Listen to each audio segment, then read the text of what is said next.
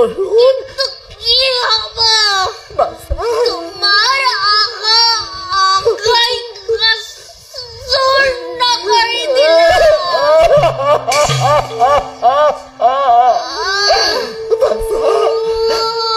এইবাৰ তই মোৰ কাষলৈ কুচিত হলেও তোক মই সত আগ্ৰহেৰে বুকুত সাৱটি লম বাছা এবাৰ তই মোৰ কাষলৈ চাপিয়া নুচুবা জননী তুমি মোক স্পৰ্শ নকৰিবা দানৱী মায়াত পুলকিত হৈ মাতৃ তেওঁ হেৰুৱাই পুত্ৰ স্নেহ বিসৰ্জন দি মোৰ কাষলৈ নাহিবা মই এতিয়া তোমাৰ পুত্ৰৰ পেটত আঁতৰি যোৱাটো থাকিবি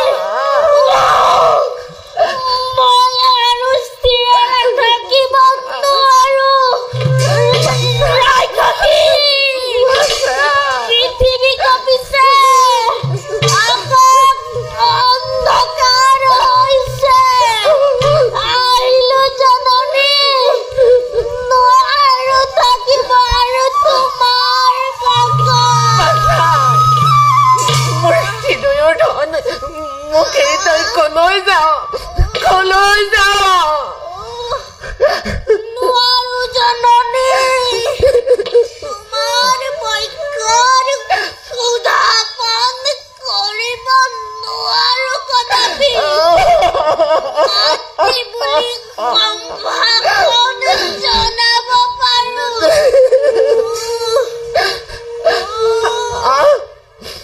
মোৰ প্ৰাণৰ পুতলা জননী অপৰাধী মাৰ্জনা কৰ মই হিংসাৰ বশৱৰ্তী হৈ তোক অকালতে জন্ম দিলো ভৱিষ্যত সুখৰ স্বপ্ন হাততে হেৰুৱাই আজি মই নিজে অনুতপ্ত বাছা মোৰ কাষলৈ নাই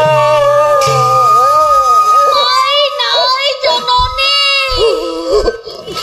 কেৱল তোমাৰ ভাগ্যৰ লিখন নাকান্দিবা জননী আচলেৰে চকুলো মোহাৰি পেলোৱা পুনৰ তুমি পুত্ৰ দৰ্শনৰ অধিকাৰী সাৱধান হিংসাৰে বশৱৰ্তী হৈ মোৰ দৰে অকালতে জন্ম নিদিবা এতিয়া বিদায়হে মাগিলো জননী কি কৰ বাছা তই মোক এৰি কলৈ যাৱ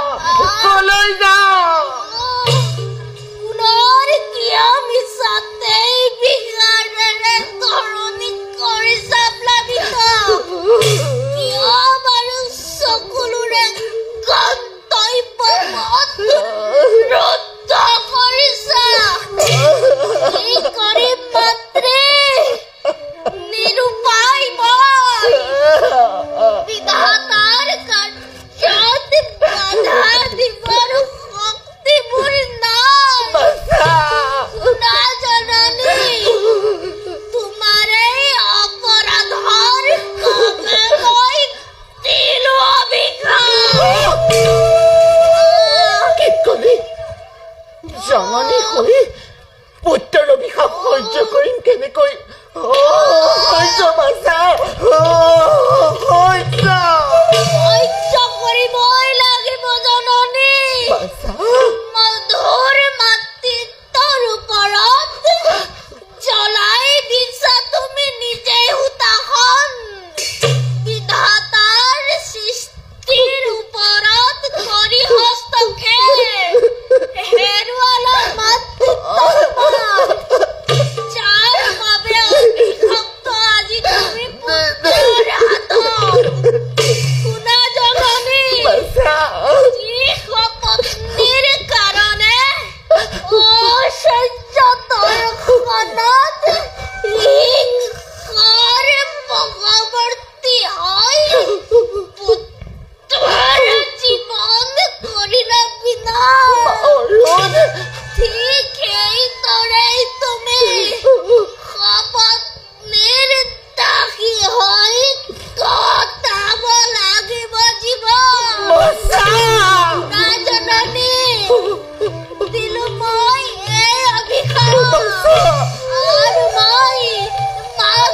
দাও